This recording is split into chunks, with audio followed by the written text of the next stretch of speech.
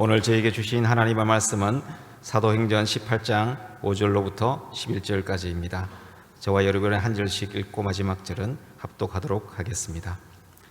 실라와 디모데가 마게도나로부터 내려오매 바울이 하나님의 말씀에 붙잡혀 유대인들에게 예수는 그리스도라 밝히 증언하니 그들이 대적하여 비방하거늘 바울이 옷을 털면서 이르되 너희 피가 너희 머리로 돌아갈 것이요 나는 깨끗하니라 이후에는 이방의 내로 가리라 하고 거기서 옮겨 하나님을 경외하는 디도 유스도라 하는 사람의 집에 들어가니 그 집은 회당 옆이라.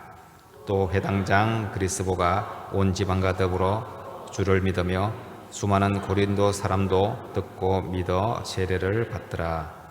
밤에 주께서 환상 가운데 바울에게 말씀하시되 두려워하지 말며 침묵하지 말고 말하라.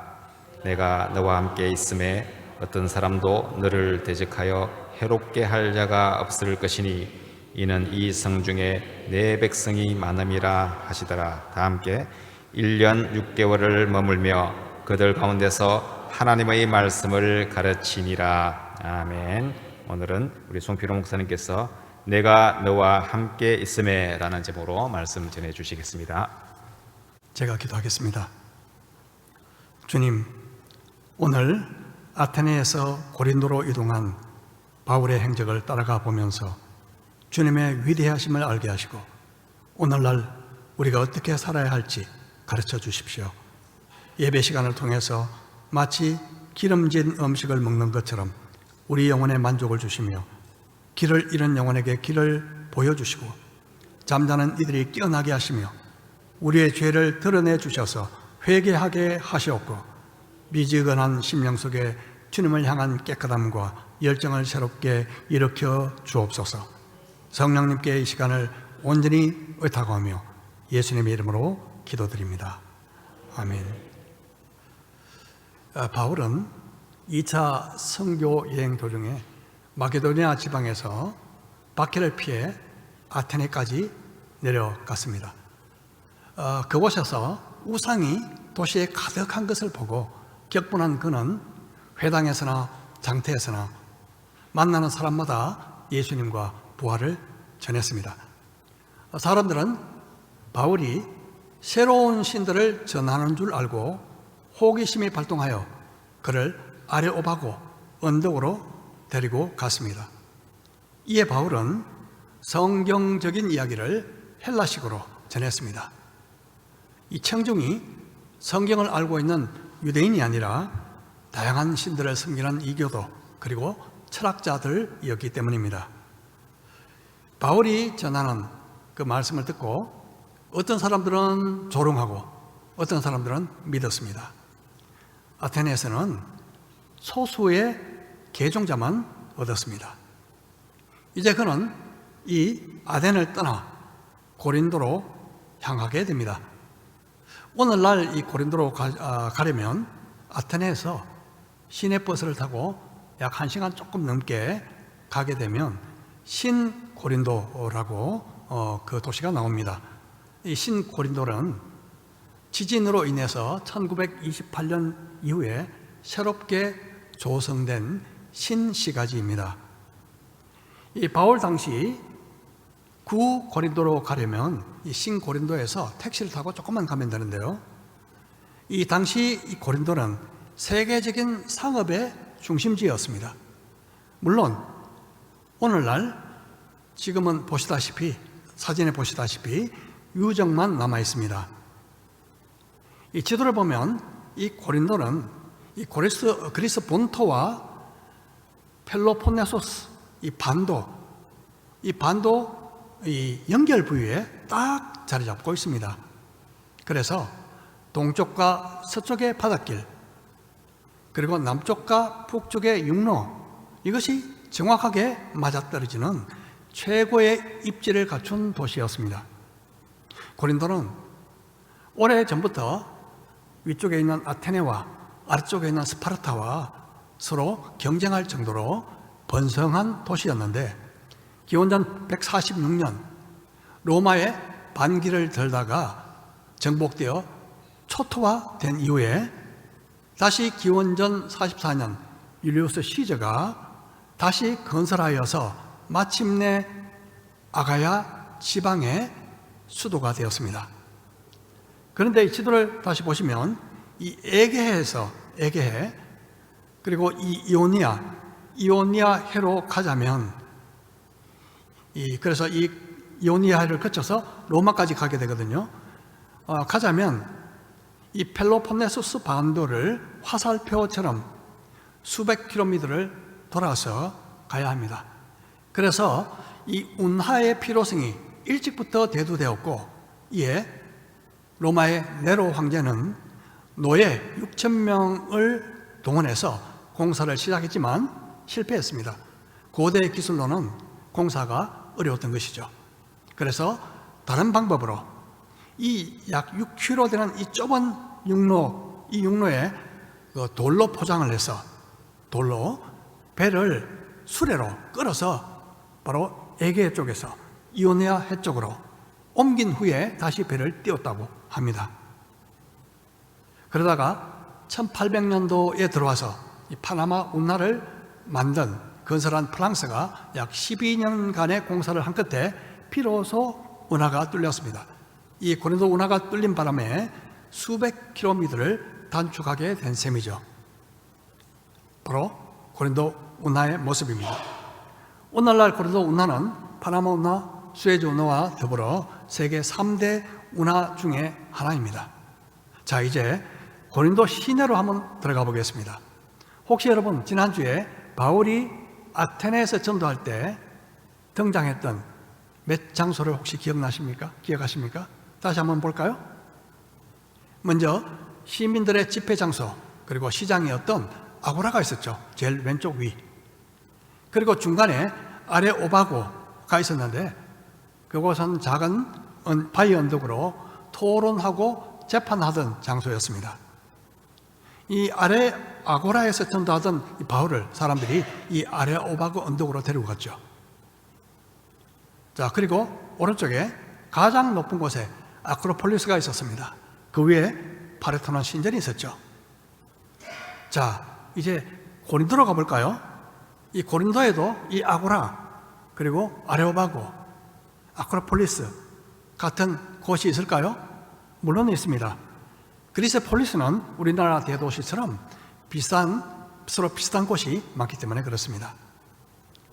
여기가 바로 고린도의 아고라 유적지입니다. 말씀드린 것처럼 아고라는 시장 그리고 교육의 장소였죠. 오늘날 이 아고라는 슈퍼마켓과 학교로 나누어진 셈입니다. 주전 4세기 알렉산더 대왕이 정복 전쟁 도중에 이 고린도 아고라를 들렸는데요. 이때 그가 만나고 싶은 사람이 있었습니다. 자, 이 그림은 중세 르네상스의 천재 화가 라파엘로의 아테네 학당이라는 유명한 그림입니다. 자, 이 그림 속에 그 사람이 나오거든요. 그림 제일 중간에 서 있는 사람, 특히 여러 사람이 있기 때문에 중간 부분에 아리스토텔레스와 플라톤이 서 있고, 그들이 서 있는 계단에 보면요, 한 사람이 누워있는 듯 널브러진 이상한 모습으로 이렇게 앉아있는, 누워있는 듯한 모습의 한 인물이 나오죠. 바로 고린도에서 살면서 자신을 개라고 표현했던 철학자 디오게네스입니다. 그의 명성을 알았던 알렉산더 대왕이 고린도 아고라에 왔을 때 디오게네스에게 소원이 무엇인가 물었을 때 그가 이런 유명한 대답을 했죠. 대왕이시여, 지금 햇빛이 가리기 때문에 한쪽으로 조금만 비켜주십시오. 그게 제 소원입니다. 자, 오늘날 바울 당시의 고린도를 상상할 수 있는 유적지 몇 군데만 더 보도록 하겠습니다. 이곳은 바로 태양신 아폴론의 신전입니다. 원래 수십 개의 기둥이 있었는데 지금은 7개만 남아 있습니다. 로마 초대 황제 옥타비아노스가 그의 누이 옥타비아에게 바친 신전입니다. 이렇게 많은 신전들이 고린도에 있었습니다. 조금 높은 벽돌 비슷한 담이 있죠. 연단. 여기는 아테네의 아레오바고에 해당하는 곳으로 재판이나 연설이 행해졌던 곳입니다. 이곳 이름을 재판석이란 뜻의 베마라고 하는데요, 나중에 바울이 재판을 받게 되는 장소입니다. 그 이야기는 다음 주에 나누게 될 것입니다. 베마 뒤쪽에 높은 산이 보이죠. 고대에는 가장 높은 곳에 성체를 만들고 그 중심부에 신전을 세웠는데, 아테네의 아크로폴리스가 그랬죠. 고린도에도 사진에 보는 것처럼 해발 575m 정도 되는 아크로코린트가 있었고요, 마치 요새처럼 2km에 달하는 성으로 둘러싸여 있었습니다. 이 아크로코린트를 가까이서 본 사진입니다. 평평한 정상 부분에 당연히 신전이 있었습니다. 바로 사랑의 여신 아프로디테 신전이었습니다. 아프로디테는 로마식의 이름으로 말하면 비너스이죠. 이 신전에서 여신을 섬기던 1000여 명의 무녀들은 종교의식이라는 이름으로 음행을 공공연하게 자행했습니다. 그리고 밤에는 창녀가 되어 거리를 돌아다녔습니다. 그리고 이런 신전에서 제사드린 음식은 시내에 있는 아고라, 그 시장에서 판매되었습니다. 그래서 고린도전서를 읽어보면 우상에게 드린 제물 음식을 먹을 거냐 말 거냐에 대해서 사도 바울이 언급하고 있습니다. 특별히 고린도의 도덕적 타락은 악명이 높아서 고린도인이 되다라는 뜻을 가진 헬라어 코린티아 조마이, 이 말은 성적으로 부도덕하게 되다라는 의미를 가지고 있었고, 그리고 고린도의 이름을 딴 코린티아 스테스, 이 말은 매춘부와 동의어였습니다. 놀랍게도 사도 바울은 이런 도시에서 로마서를 기록했습니다. 타락한 곳에서 거룩한 편지를 기록했던 것이죠. 이 고린도 사람은 또 굉장히 거만했다고 알려집니다. 그들은 아테네보다 우월한 정치적 특권을 자랑했고 도시의 문화와 부를 자랑했습니다.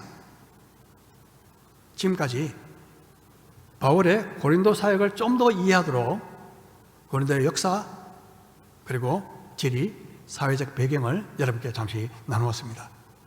여러분, 이 당시 사치와 풍요 그리고 교만과 음란의 도시였던 고린도를 한번 머리에 상상해 보십시오.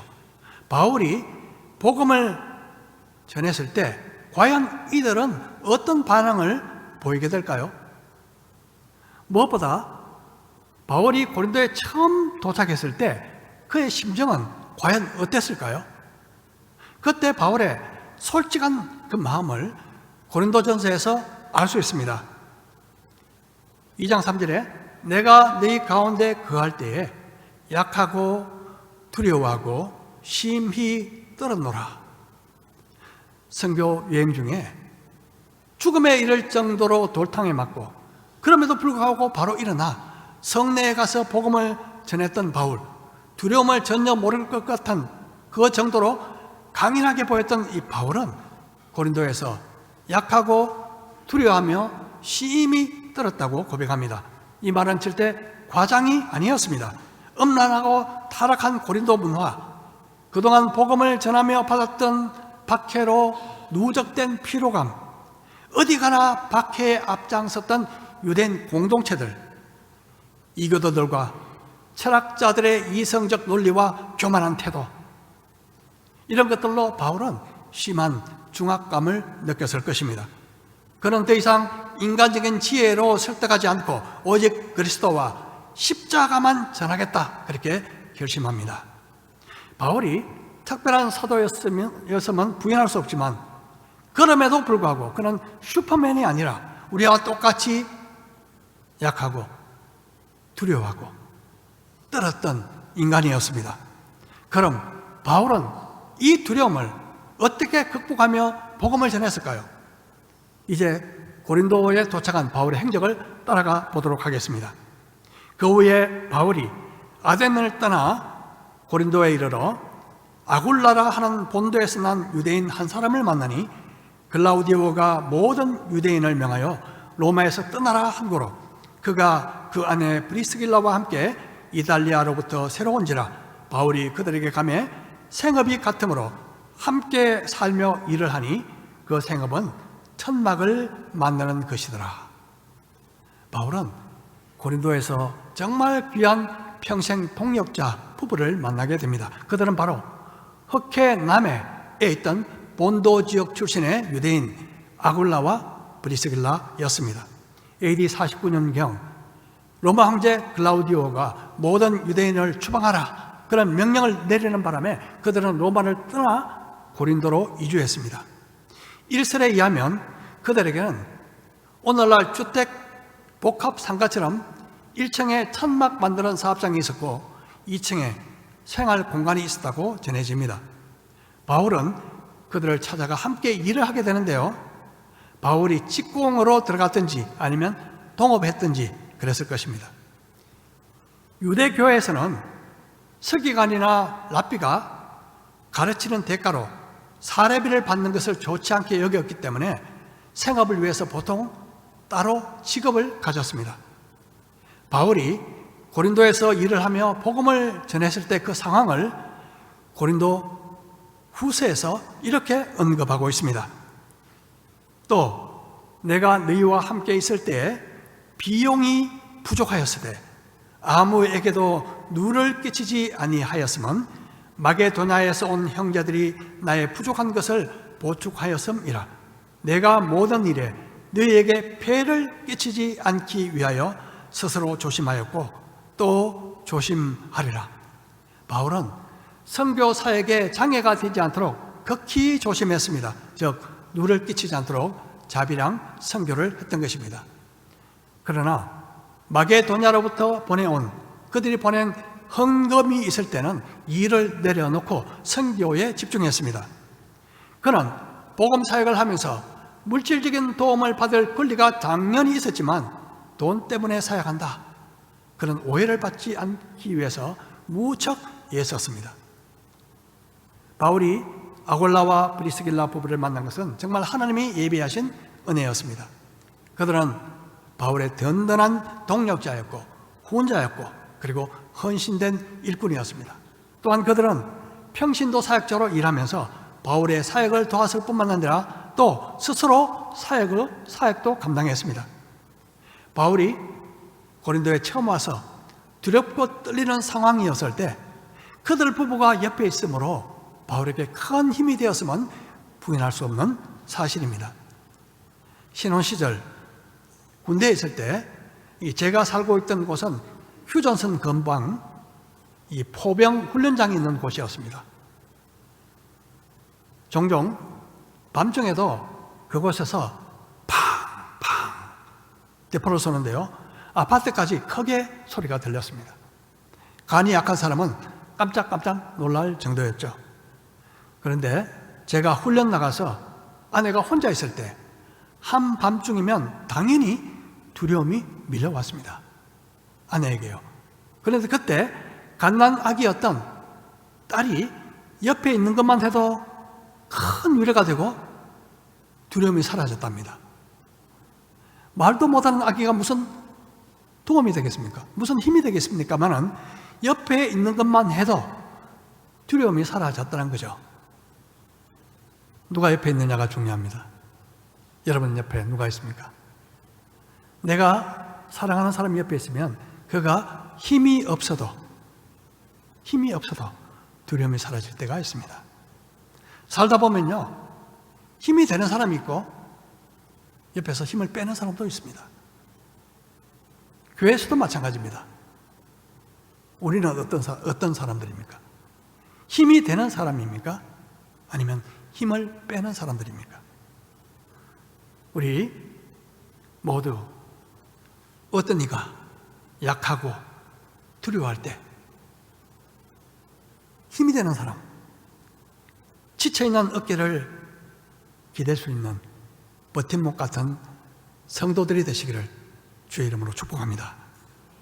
바울은 두렵고 떨리는 상황에서 브리스길라, 아굴라 같은 이 부부를 통해서 큰 격려를 받게 되었습니다. 바울은 로마에 보낸 편지에서 그들에 대해서 이렇게 말하고 있습니다. 너희는 그리스도 예수 안에서 나의 동역자들인 브리스가와 아굴라에게 문안하라. 그들은 내 목숨을 위하여 자기들의 목까지도 내놓았나니 나뿐 아니라 이방인의 모든 교회도 그들에게 감사하느니라. 그들 부부가 정말 얼마나 헌신적인 삶을 살았는지 잘 알 수 있습니다. 바울을 위해서 목숨까지 내놓았다, 그렇게 말합니다. 또 그들이 맡은 교회 성도들을 얼마나 충성스럽게 돌보았는지도 알 수 있습니다. 이방 모든 교회가 그들에게 감사한다 말하고 있기 때문입니다. 우리는 모두 주 안에서 예수 그리스도의 피를 나눈 형제 자매들입니다. 또한 주님의 나라를 위해서 함께 싸우는 그리스도의 군사요 전우들입니다. 바울은 영적 아들 디모데에게 이렇게 권면합니다. 너는 그리스도 예수의 좋은 병사로 나와 함께 고난을 받아라. 병사로 복무하는 자는 자기 생활에 얽매이는 자가 하나도 없나니 이는 병사로 모집한 자를 기쁘게 하려 함이라. 여러분, 좋은 군사는 팀워크를 잘 할 수 있는 사람입니다. 어려움을 잘 견뎌내는 사람입니다. 그리고 지휘관 예수 그리스도께 헌신된 사람입니다. 이 서울에서 대학생 사역을 돕는 이 작은 딸이 지난주에 저한테 전화를 했는데요, 이런 이야기를 하더라고요. 이 훈련 프로그램을, 대학생 중심의 훈련 프로그램을 진행 중인데 그 두 여학생이 갑자기 일어서서 눈썹거리는 예약 시간이 됐다고, 지금 가야 된다, 그렇게 아무렇지 않게 이야기하더랍니다. 자, 옛날에는 생각지 못한 일이 오늘날은 생각할 수 있는 일이 되었습니다. 병사로 복무하는 자는 자기 생활에 얽매이는 자가 없나니. 여러분, 전쟁하는 군인이 갑자기 전쟁 중에 가족이 보고 싶어요, 갔다 오겠습니다, 그렇게 하면 전쟁을 할 수 있을까요? 바울은 디모데를 이렇게 소개합니다. 그들이 다 자기 일을 구하고 그리스도 예수의 일을 구하지 아니하되 디모데의 연단을 너희가 아나니 자식이 아버지에게 함같이 나와 함께 복음을 위하여 수고하였느니라. 갈수록 개인주의가 심화되고 있는 오늘날 예수님의 일, 그리고 복음을 위한 일이라면 디모데처럼 수고를 아끼지 않는, 어디나 달려갈 수 있는 우리 성도들 되시기를 주의 이름으로 축복합니다. 바울은 주중에는 일하고 안식일에는 그가 하던 대로 회당에 들어가 강론했습니다. 안식일마다 바울이 회당에서 강론하고 유대인과 헬라인을 권면하니라. 실라와 디모데가 마게도냐로부터 내려오매 바울이 하나님의 말씀에 붙잡혀 유대인들에게 예수는 그리스도라 밝히 전하니. 바울이 나홀로 고린도에 도착해 안식일마다 회당에서 전도하고 있던 중에 마침내 마게도냐에서 디모데와 실라가 내려왔습니다. 이제 바울의 사역에는 새로운 변화가 생겼습니다. 그들이 내려오자 바울이 하나님의 말씀에 붙잡혀 예수 그리스도를 더욱 밝히 전가하게 되었다, 그렇게 기록하고 있습니다.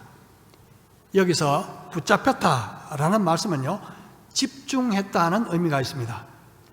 이 디모데와 실라가 합류해서 큰 힘이 되었고, 또 그들이 마게도냐에서 보내준 헌금을 가져왔기 때문에 바울은 주중에 더 이상 일하지 않고 집중적으로 하나님의 말씀을 전할 수 있었던 것 같습니다. 이 특별히요, 디모데가 내려오면서 가져온 이 데살로니가의 이 소식, 데살로니가의 소식은 바울을 더 크게 기쁘게 만들었습니다. 이 데살로니가에 보낸 편지 속에서 그때의 마음을 바울이 이렇게 적고 있습니다. 지금은 디모데가 너희에게로부터 와서 너희 믿음과 사랑의 깊은 소식을 우리에게 전하고, 또 너희가 항상 우리를 잘 생각하여 우리가 너희를 간절히 보고자 함과 같이 너희도 우리를 간절히 보고자 한다니 이러므로 형제들아 우리가 모든 궁핍과 환난 가운데서 너희 믿음으로 말미암아 너희에게 위로를 받았노라. 그러므로 너희가 주 안에 굳게 선적 우리가 이제는 살리라. 여러분, 좋은 소식은 위로를 가져다 줍니다. 고난 중에, 그들도 고난 중에 있었습니다. 데살로니가 성도들도요.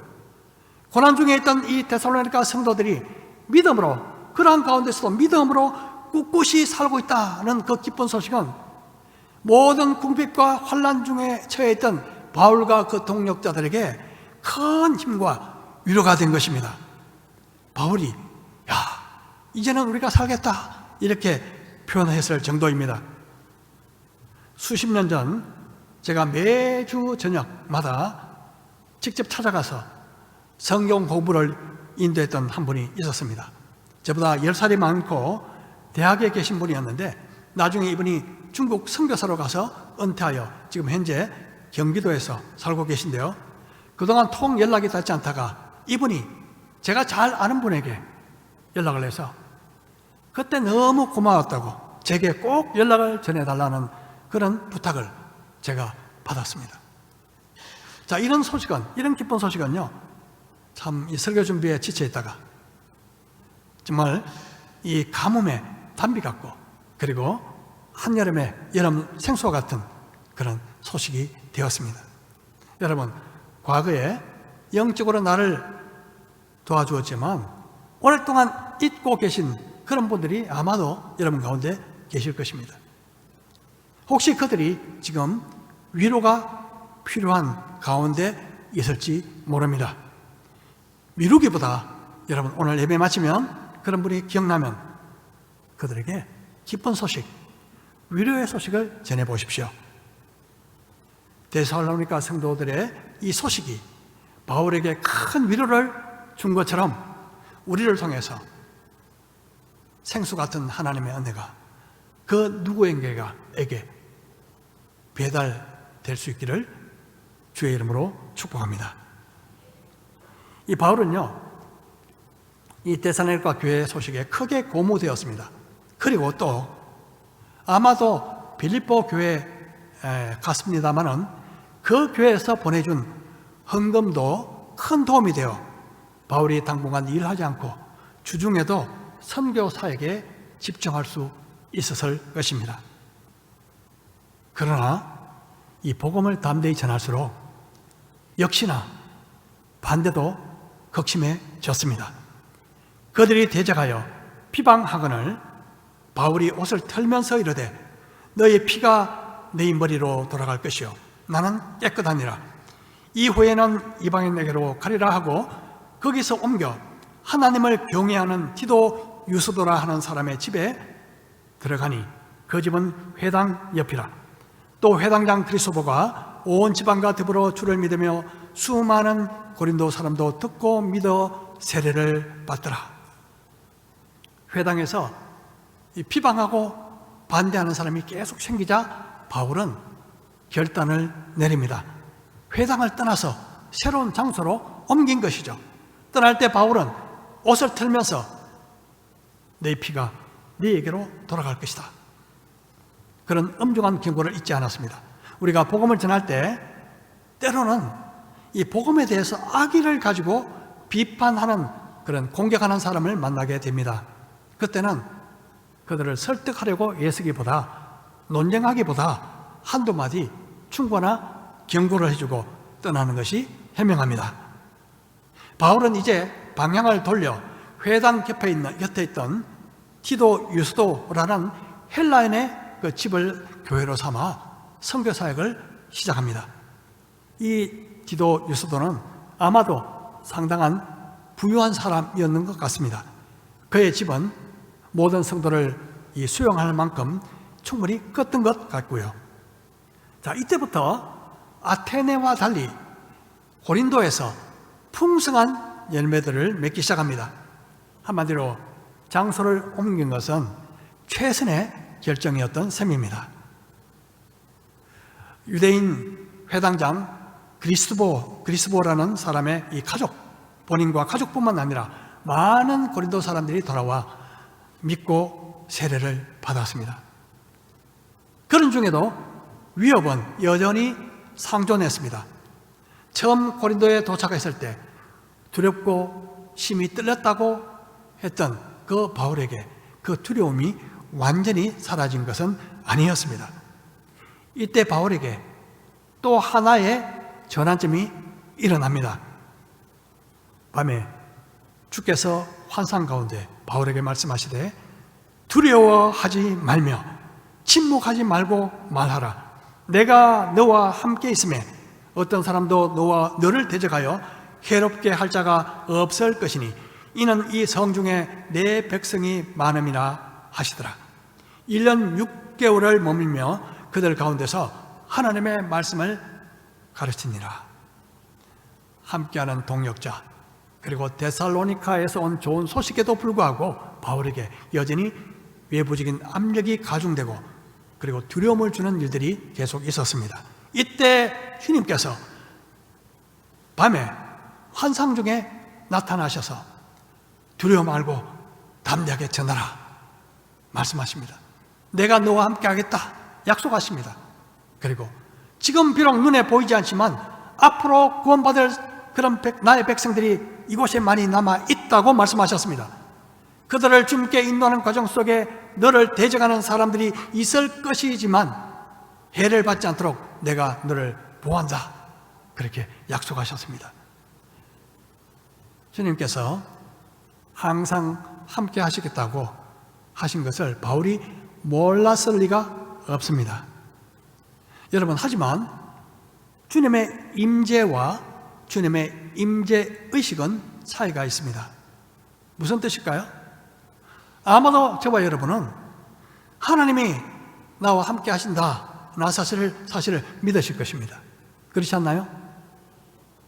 하지만 어느 순간 하나님께서 특별히 나와 가까이 계신다는 것을 경험한 적이 있으실 것입니다. 바울처럼 주님께서 환상 중에 나타나셔서 내가 너와 함께 하겠다 이렇게 말씀하시는 것은 드문 일입니다. 바울에게도 그런 일이 흔치 않았습니다. 오늘날 우리가 주님의 임재를 경험하게 되는 일반적인 경우는 성경 말씀을 읽을 때 그리고 기도할 때입니다. 특별히 지극히 어려운 상황에서, 어떤 상황에서 성경 말씀을 읽다가 혹은 기도하면서 어떤 말씀이 새롭게 깨달아지거나 아니면 초자연적인 하나님의 깊은 평안을 경험하게 되면서 하나님의 임재를 느낄 때가 있습니다. 그 순간 마음의 무거웠던 그 마음의 짐들이 싹 사라지고 두려움도 안개에 그치듯 사라지게 됩니다. 우리는 비록 사망의 음침한 골짜기로 다닐지라도 주님이 나와 함께 하시다는 믿음과 임재의식이 있으면 세상에서 두려울 것이 아무것도 없습니다.